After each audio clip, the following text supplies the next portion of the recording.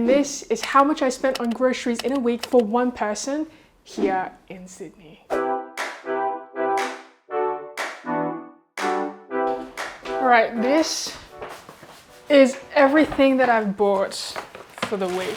Seems like it's a lot of stuff for just one person, hey? So I really wanted to use this video as a way to document exactly how much I spend on food groceries in a week. So the intention isn't really to go as low as possible, though I'm sure like if I looked quite closely at my spending, there are definitely ways that I can cut. But instead it's to really use this as a snapshot of any given week to see, you know, how much is being spent. And I'd absolutely love if you'd share how much you spend on groceries as well. So I usually go to a variety of different grocery stores and grocery marts to get all my food. And typically what I do is I'd go to like Coles and Woolies and look at the prices of everything, and I just like scan it and clock it. I don't know why, but I have this amazing ability to remember the price of food. And that becomes like, that forms the baseline upon which I compare prices. I'm gonna be living alone for the next couple of weeks, and I've been finding it more difficult and at times more expensive to buy food and also cook food just for one person. Anyway, this is how much I've bought for the week. So I've got quite a number of veggies. I've got corn, they were on sale, a bag of tomatoes, some bok choy. This is $2.50 for an entire bag. And then I got these spring onions from Harris Farm. They were $1 for the entire bunch. One head of broccoli because they were on sale as well. This thing of carrots, there's like a trolley of, what do they call it? Banged up vegetables. I don't think that's the right term, but you know what I mean. Like, they don't look as nice, but they still taste fine. Carrot and the corn I'm gonna be using to make soup, like one of my favorite soups. If you've watched my videos for long enough, you know what soup that is. So yeah, that's a lot of vegetables. Oh, I'm so excited. So in terms of protein, I've got a pack of chicken, I've got some pork bones, and I've also got a pack of mince. So what I typically do is once I get home, I would put like half of everything into the freezer, just because if I don't do it, the food will absolutely go bad because I can't eat it that quickly.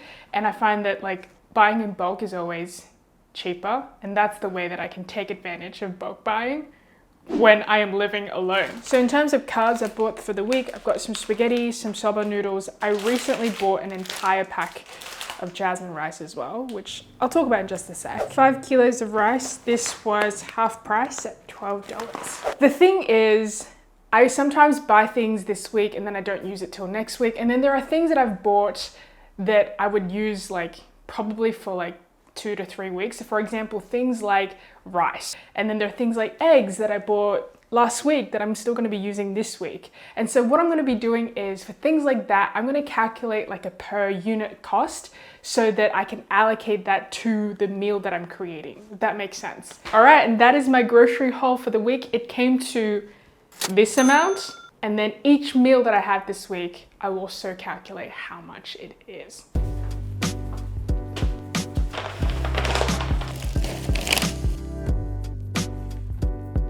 So for lunch today, we're gonna make a chicken noodle soup. This is perfect because it takes a minimal prep. Today is a little bit cooler, so I do crave some soup noodles, and you just need to cut everything, put it into a pot of water and let it boil.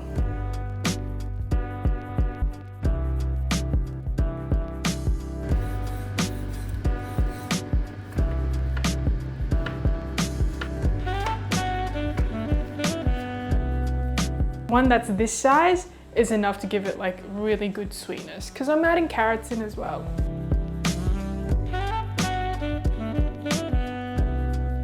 I just let it boil for about 20 minutes and then I add vermicelli and like my spring onions and also my bok choy. Okay, it's been about 20 minutes. This is pretty much almost done. I just need to add all the vegetables. I'm just gonna add some salt as well. I find that just adding in salt already brings out all the flavors.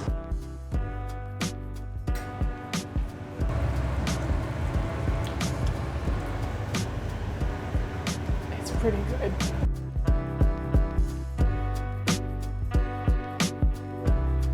And there we have it, a bowl of vermicelli noodles with veggies and chicken for this price. I need to calculate it later. It's so light, but it's so full of flavor. Okay, see you in a bit. It is dinner time. The way that this video is going to be edited, each scene, each clip is literally going to be me cooking and then eating, but I promise I do things other than eat. Anyway, for dinner tonight, we are using our chicken again. We are going to be making like a chicken vegetable stir fry. So I'm going to be using my carrots, slicing it up. I'm going to be using my broccoli, some of it, not too much. We're going to make a little sauce concoction with dark soy sauce, normal soy sauce, fish sauce, oyster sauce, some sugar, and then we're going to have it over rice. I'm going to be making 2 portions so that I can have it either for tomorrow lunch or tomorrow dinner.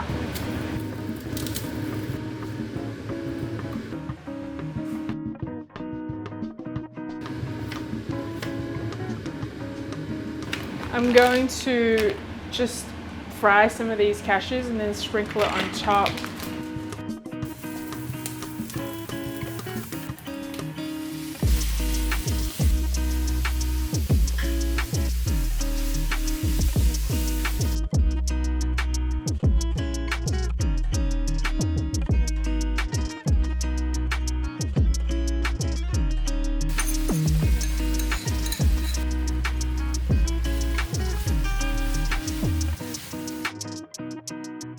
And dinner's done. We've got carrots, broccoli, chicken, and then the little sauce concoction. Anything with fish sauce and oyster sauce and soy sauce is always super good. I'm very happy. Usually when I cook 1 cup of rice, I can finish that in 2 days. So yeah.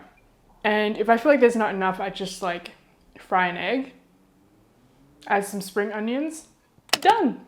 So for breakfast, if I'm eating it at home, I pretty much eat the exact same thing every single day. I haven't gotten sick of it yet, and it's just part of the routine now. So it's just oats, chia seeds, and blueberries, and I put it in the microwave and it's done in like a minute. So for each day that I'm filming this, I'll just add the breakfast amount onto the total. So for lunch today, it's tuna, soba, and egg. It sounds simple, but it's really, really delicious. And I'll also fry up some veggies.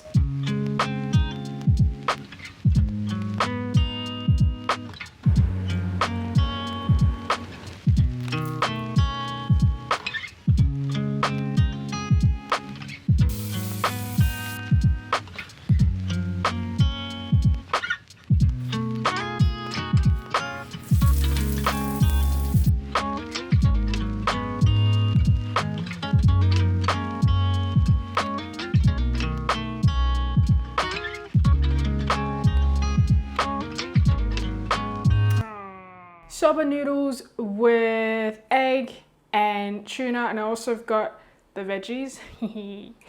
Okay.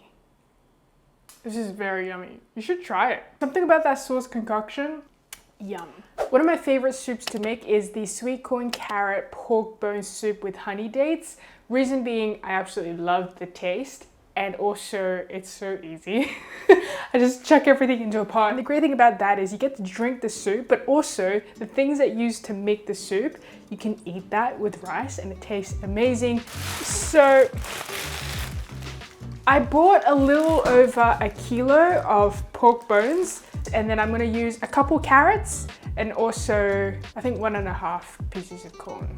So the first thing that we're gonna do is to boil the pork bones just so that we can get rid of any gunk that's in the bones. Look at how beautiful this corn is. 50 cents. That's what we're getting rid of.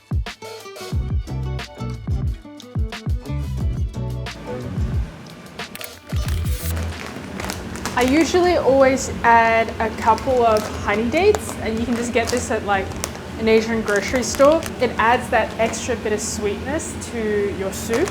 And that's it, you let it boil, turn it down to low to medium heat, check on it in a few hours, and you have soup ready.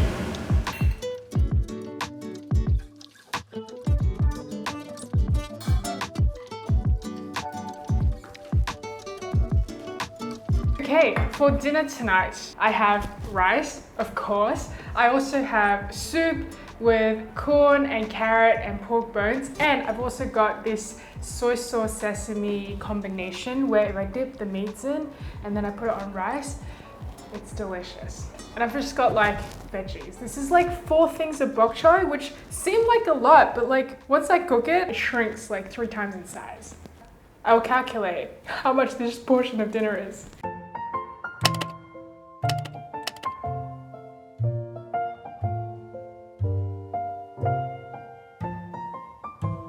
Okay, I'm making a mincemeat with egg, vegetables, rice. This is something that you can sometimes get at like Hong Kong diners, like Tan Tang. And the way that my mum makes it, like she actually buys a piece of meat and then she minces it, but I'm just gonna use the mince that I have. Which, by the way, if you're looking to buy mince as opposed to make your own, you should try and buy ones with like lower fat percentage.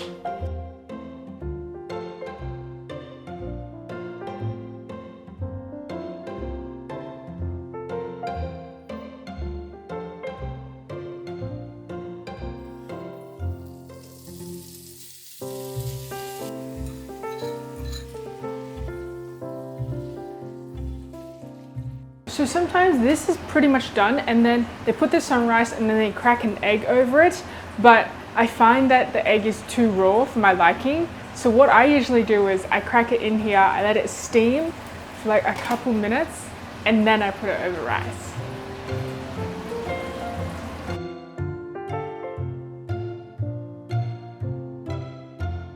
This doesn't look super appetizing, but I promise it's good. I much prefer just adding in an egg and letting it steam. So it's still like very much runny on the inside. And then you add this to rice and it's honestly just the perfect combo. I reckon if you have like not a lot of time and you've got mince that you need to use up, do something like this. Today for lunch, we're having fried rice. One thing I love to do with leftover rice, and sometimes I cook more rice just so that I can leave it in the fridge, is to make fried rice with it. Something about fridging it overnight makes it the perfect texture to make fried rice with. So usually what I add to my fried rice is chicken, I add some frozen vegetables, I add some garlic, onions, and then I add my little sauce mixture of a little bit of chili, a little bit of soy sauce, sesame oil, fish sauce. It tastes great.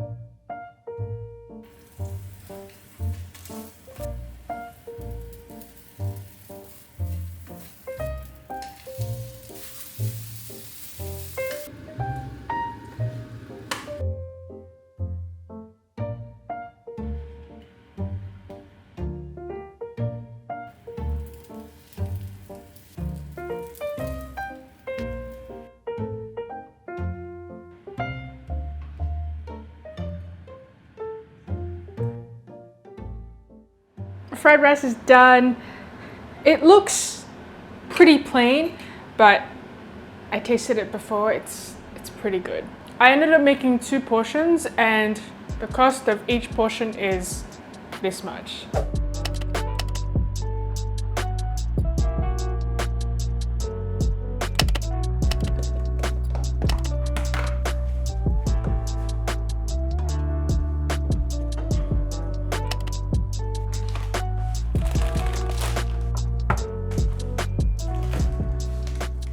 As you might already be able to tell and guess, tonight we're making spag bowl.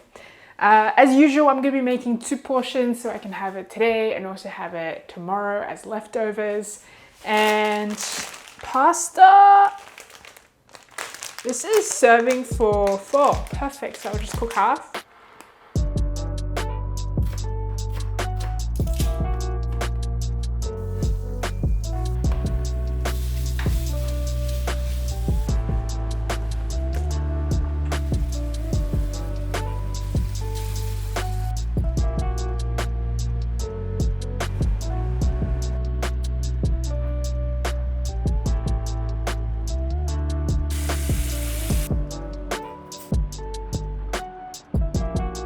Okay, this is my spag bowl. It's not bad. but I feel like there's something missing. This isn't as tasty as some of the other things I've made. Like, I'll still eat it. It's still yummy. Probably give this like a 6.5 out of 10. All right, so for day 6, I had my usual breakfast, which is the oats. And then for lunch, I had my leftover spag bowl, which is $3.85. And then for dinner, I went out to eat. So for this video, I had 7 breakfasts at home. I had 6 lunches at home, and I also had 5 dinners at home, bringing this to a total of 18 meals. So in terms of breakfast, typically what that looks like for me is I have oats, I have chia seeds, and I also have frozen blueberries. It's what I have every single day. To very quickly calculate the per unit cost, I buy a 750 gram pack of oats for $1.40, and this typically lasts me for over 2 weeks, but to be conservative, we'll just say it's 14 days, and this comes to around 10 cents a portion. Chia seeds, I get a pack for about $6.50, and this lasts me over a month, so per unit cost is about 22 cents. And the frozen blueberries I buy in a pack. It's $11. It typically lasts me over 2 weeks as well, but we'll just say 14 days. And so per portion is 78 cents. And this comes to an average of $1.10 for each breakfast. So breakfast over the last 7 days came to $7.70. The 6 lunches that I had at home came to a total of $23.45, and the 5 dinners that I had at home came to a total of $17.54, and all 18 meals added up together came to a total of $48.69. So I spent about $54 in buying food for the week, and my per unit cost of everything that I had added up to $48.69. Bear in mind that this is only food groceries. This doesn't include like the cleaning products that I get, like toothpaste, toilet paper, kitchen towel, and all that other stuff. But yeah, I'd be so interested to hear about how much you spend on groceries in a week. So if you're open to sharing, please let me know. And yeah, that's pretty much it for this video. Thank you so much for this video suggestion. Thank you so much to all your comments in my previous video. It was so cool to read like how you would spend $50 in Australia. And as always, if you have any video recommendations or videos that you want to see, please let me know, and I'll see if I can make that happen. And yeah, new videos every week, and I'll see you in my next video next week. Bye.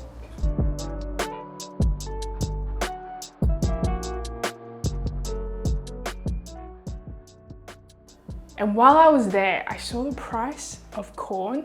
They were selling like a pack of 4 corn at supermarkets for $5.50, and at Harris Farm, they were selling it for $2, so like 50 cents each. And as I was marveling at how cheap the corn was, and it looked really good as well, a group of Asian aunties entered, and they were like, "Wow, it's so my whole day."